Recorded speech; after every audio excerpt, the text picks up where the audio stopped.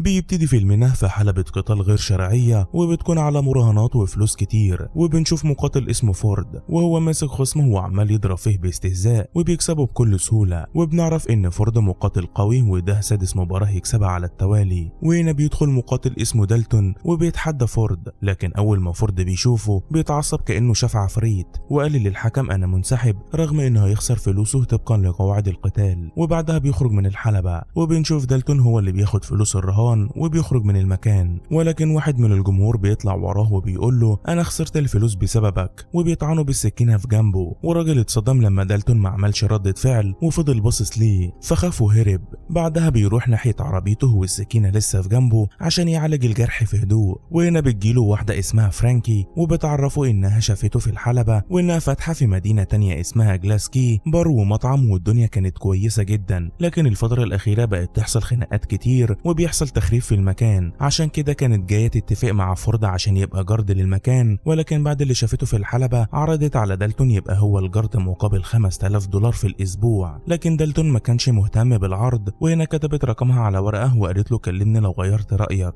وبعدها بيمشي. وبنعرف ان دالتون ما عندهوش بيت وبينام في عربيته. بعدها الشرطة بتجيله وبتخليه يمشي من المكان، وبيفضل سايق طول الليل ومش لاقي مكان يروحه، لدرجة انه كان واقف على شريط القطر ومش منتبه ولا فارق معاه. وقبل ما القطر يخبطه حرك العربية بسرعة ولحق نفسه في اخر لحظة. وهنا دالتون بعد الصدمة دي قرر انه يجرب عرض فرانكي، يمكن تبقى فرصة كويسة. وفعلا بيروح لمدينة جلاسكي، واول ما بيوصل بيشوف بنت اسمها تشارلي شغالة في محل كتب بتيجي تتعرف عليه، وبتدي له كتاب عن معالم المدينة، وبدأ يتكلم معاها وكانت ظريفة جدا. وعرفته على ابوها ستيف اللي سأله عن مكان البار، فعرفه انه قريب منهم وسابهم ومشي. بعدها بيوصل للبار وطلب قهوة، وهنا فرانك بصت عليه من فوق وكأنها كانت متأكدة انه هيجي. ودالتون لما بيشوف هدوء المكان بيستغرب ان بيحصل فيه خناقات اصلا، لكن لما بيجي الليل بيوصل عصابة راكبة موتوسيكلات وقائدهم اسمه ديل، واول ما بيدخل البار بيفضل يكسر فيه ويضايق الزباين. وفرانك مستنية تشوف دالتون هيتصرف ازاي. بعدها بيلي اللي شغال في المكان راح عشان يمنعه، فديل قال له ابعد والا هضربك تاني. وهنا دالتون اتدخل وطلب من ديل يسيب المكان، لكن استهزأ بيه. فدالتون سأله اذا كان الموتوسيكلات اللي بره بتاعتهم، وبعدها سابهم وخرج. فراحوا وراه عشان يشوفوا هيعمل ايه، ودالتون طبعا كان بيستدرجهم بره عشان المكان ما يبهدلش. وسأل ديل اذا كان عنده تأمين طبي، لكن ديل قال له التأمين ده انت اللي هتحتاجه. ولسه هيهجم عليه، دالتون بسرعة ضربه هو واللي معاه من غير ما يلمسوه حتى، وعلمهم الأدب، والكل كان بيتفرج وهو مبسوط. والغريب هنا ان دالتون اخدهم بعدها بالعربية للمستشفى عشان يعالج الكسور. وهنا قابلته الممرضة إيلي واللي كانت متضايقة لان فيه ناس اولى بالرعاية من رجال العصابات، وعرفته انها ممكن تبلغ الشرطة، لكن دالتون قال لها ان الشرطة ما بيهمهاش الناس اللي زي ديل واصحابه. ولما الجرح بتاع دالتون اللي في جنبه نزف تاني، إيلي اخدته عشان تعالجه، وعرفت منه انه جديد في المدينة. والغريب هنا انه هو وخارج كان فيه ناس بتراقبه. بعدها رجع للبار، وهنا فرانكي اطمنت عليه وقالت له على فندق قريب ممكن يبات فيه، ولكن كلمها على اعلان كان شافه عن بيع مركب صغير على البحر، فعرفته ان المركب بتاعها هو والبار، وورثتهم عن ابوها، ولكن حذرته من التماسيح اللي في البحر. بعدها راح للمركب، ولكن وهو نايم حلم بانه في حلبة MMA وسط آلاف المشجعين، وبنعرف هنا انه كان ملاكم قوي. بعدها عدى على تشارلي في المكتبة قبل ما يروح للبار، وبعدها المشاب بيتنقل بينا لمركب في نص البحر وفيها شاب اسمه بين براندت، واضح عليه انه غني. والمفاجأة انه كان بيتكلم مع 2 من اللي ضربهم دالتون في البار، وكان غضبان منهم لانهم فشلوا انهم يزهقوا فرانكي ويخلوها تسيب المنطقة، وواضح انه ليه مصلحة كبيرة في انه يستولى على البار. وفي الوقت ده دالتون كان في البار، ف2 من الموجودين اتخانقوا مع الفرقة الموسيقية وكمان بدأوا يضربوا بعض.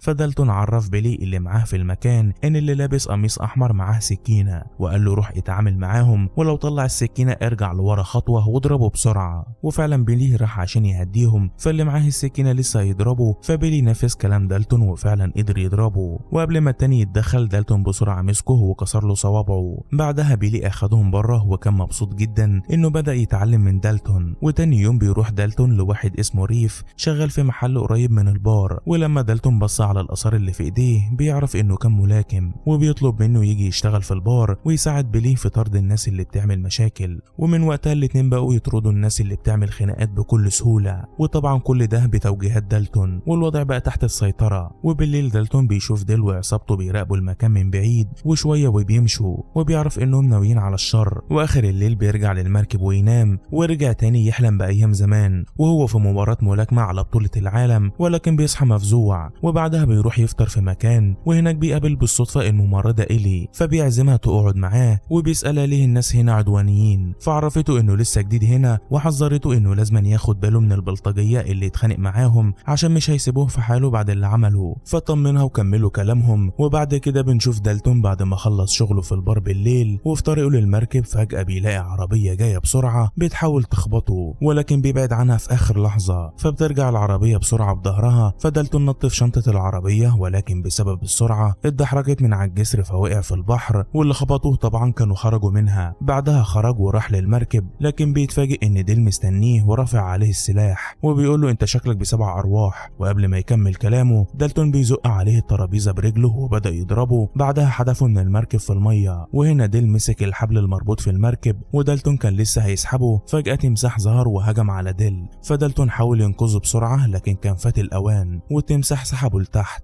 بعدها بيوم دالتون كان عند تشارلي في المكتبة وهو خارج، حد قابله ومعاه سلاح وبيقول له انه رئيسه بين براندت عايزه في حاجة مهمة، وبين يبقى نفس الشخص اللي كان مشغل ديل. ولكن دالتون بيكسر صوابعه وبيخليه ما يعرفش يستخدم السلاح. ولما زميله بيجي دالتون بيعرفه ان لو رئيسهم عايز منه حاجة يجي يقابله في البار. بعدها الشخص ده بيروح لبراندت اللي كان غضبان جدا من اللي حصل، لان المشروع الكبير اللي بيحلم يعمله مش هيتنفذ غير لما يهد البار وياخد كل المنطقة اللي حواليه. بعدها بيتنقل بينا المشهد لشخص اسمه نوكس، ويبقى ملاكم سابق وشغلته هي تنفيذ المهام القذرة. وهنا بيجيله اتصال من السجن، وبيبقى من والد براندت المسجون في قضية مخدرات كبيرة، وبيقول له انه ابنه فشل في مهمته وعايزك تساعده. وفي الوقت ده إيلي بتروح لدالتون اللي كان معجب بالمركب بتاعها. بعدها اخدته في جولة في البحر وقعدوا مع بعض، فسألها اذا كانت تعرف حد اسمه براندت، فعرفته انه من عيلة كبيرة هنا واجداده هم اللي بنوا معظم مدينة جلاسكي. وهنا دالتون فهم ليه هو عايز يخلص منه، لان هو اللي بيحمي البار اللي عايز يستولى عليه. بعدها بنشوف نوكس ساق على الطريق زي المجنون ورايح لبيت براندت ودخله بكل عجرفة. بعدها وصل براندت اللي ما كانش عارف هو مين، لكن نوكس عرفه انه مبعوث من ابوه عشان يحل المشكلة اللي مش عارف يحلها ويخلص على الحارس اللي عامل له ازمة. وهنا براندت عرفه انه مش هينفع يقتله بكل سهولة وسط الناس، وطلب منه يسيب له اخر فرصة يحلها بطريقته وبعد كده يتصرف هو. في الوقت ده إيلي بترجع دالتون للمركب اللي عايش فيه. بعدها بيلاقي 2 ضباط بيجوله وبيطلبوا منه يروح معاهم علشان رئيس الشرطة عايز يتكلم معاه، فبيروح معاهم. وإيلي بتشوف الضباط معاه قبل ما تمشي. بعدها ديك رئيس الشرطة بيقابل دالتون وبيقول له انه غريب ما يعرفش حاجة، وبيعرفه انه شغال مع ابو براندت، وبينصحه انه يمشي من المدينة وما يرجعش تاني ابدا. لكن دالتون رفض باستهزاء وقال له انت مش صديقي عشان اخد منك نصيحة. فديك قال له كده هضطر اوريك الوش التاني، لكن دالتون ضحك وما اتكلمش. وهنا ديك شاور له الضباط فخرجوا من العربية وضربوه، وديك طلع مسدسه عشان يهدده. وهنا إيلي ظهرت فجأة، واول ما ديك بيشوفها بيبعد المسدس. بعدها إيلي زعقت له واخدت دالتون ومشيت.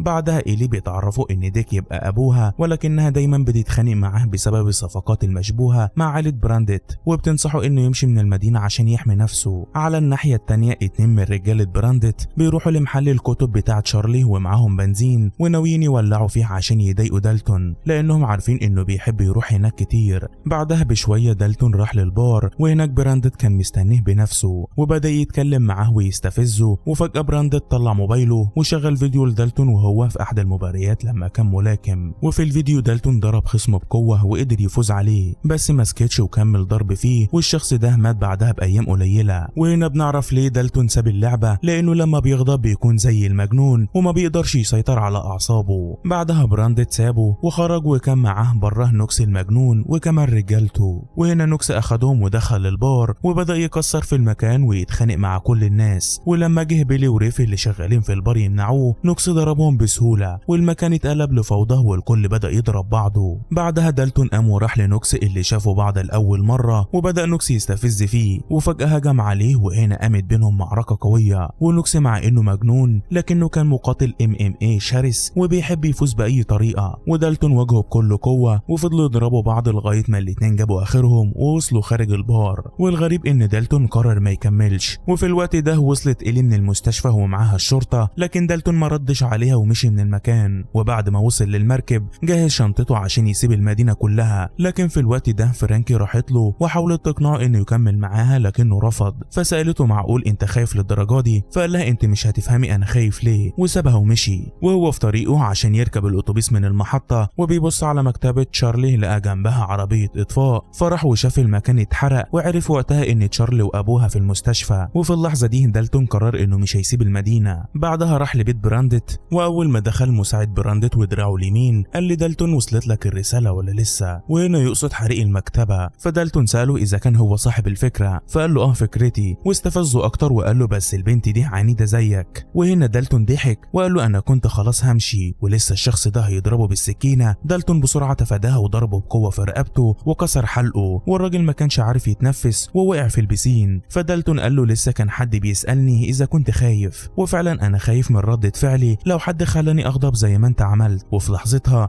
الشخص ده مات من عدم التنفس. بعدها اخده وحطه في العربية، وبعدها شاف واحد تبع براندت اللي كان خايف جدا بعد ما دالتون قتل زميله. ولما سأله عن مكان براندت قال له انه ما يعرفش كل حاجة عنهم، لكن سمع ان رجالة براندت هيتقابلوا بكرة الساعة 5 الصبح في مكان اسمه هارفست كي. وفعلا الصبح بدري دالتون راح المكان اللي كان على البحر، وشاف من بعيد طيارة الشرطة بتنقل صندوق كبير للمركب، وده معناه ان ديك رئيس الشرطة متورط. وبعد ما الطيارة بعدت دالتون هجم على الضابط اللي هينقل الصندوق واخد مسدسه، ولما فتح الشنطة اكتشف ان جواها ملايين الدولارات. بعدها ضرب الضابط واغمى عليه. بعدها بشوية دالتون كان في المركب بتاعه وبيصنع قنبلة يدوية. بعدها ديك رئيس الشرطة جاله، وطبعا كان عارف اللي حصل، لكن المفاجأة انه جاي يعرفه ان براندت خطف إيلي بعد ما حمله المسؤولية عن خطف الفلوس، وطلب من دالتون انه يساعده في انقاذ إيلي عن طريق انه يرجع الفلوس. ودالتون وافق وحدد معاه المكان. بعدها دالتون راح اخد المركب بتاع إيلي وكان موجود فيه المفتاح وحط فيه القنبلة اللي عملها. وفي الوقت ده نوكس المجنون كان في الطريق لبيت براندت، ولكن لما دخل ما لقاش حد هناك. بعدها دالتون خلاص وصل لمكان براندت وهو في قارب كبير وسط البحر. ولما راح للمركب ديك والد إيلي كان موجود معاه. ولما براندت سأل دالتون عن الفلوس قال له مش معايا. فبراندت قال لديك مش هتشوف بنتك الا لما اخد فلوسي. وهنا ديك اتجنن وكان هيحصل اشتباك، وفجأة لقوا نوكس المجنون جاي ناحيتهم بسرعة باللانش. فدالتون داس على الريموت والمركب بتاعه انفجر وحصلت فوضى في المكان. ودالتون بعدها بدأ يدور على إيلي فنزل تحت، وفعلا كانت موجودة وقدر يطلعها بره المركب بسرعة. ولكن واحد من رجال براندت هجم عليه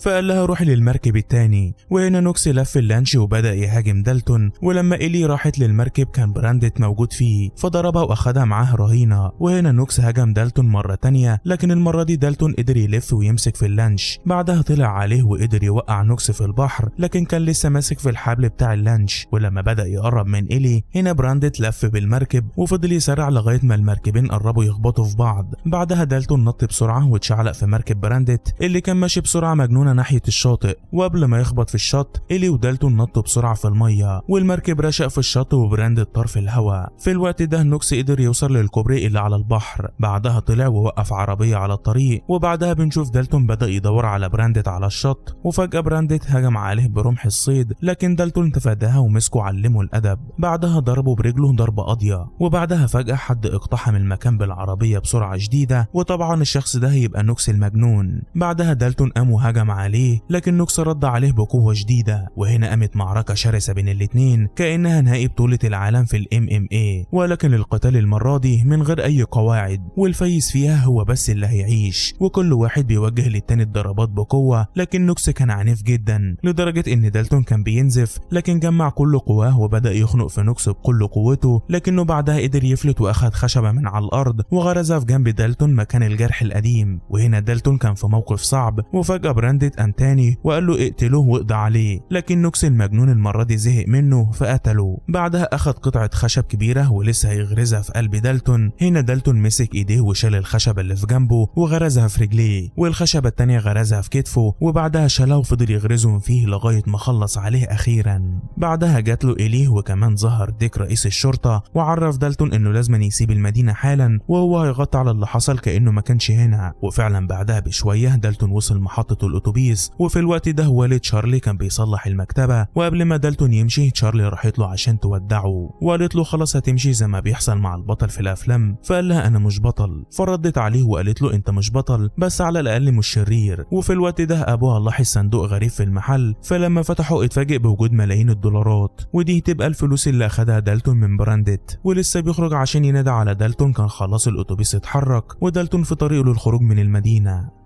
وهنا بينتهي فيلمنا. ما تنساش لو عجبك الفيديو فضلا اعمل لايك واشترك في القناة. سلام.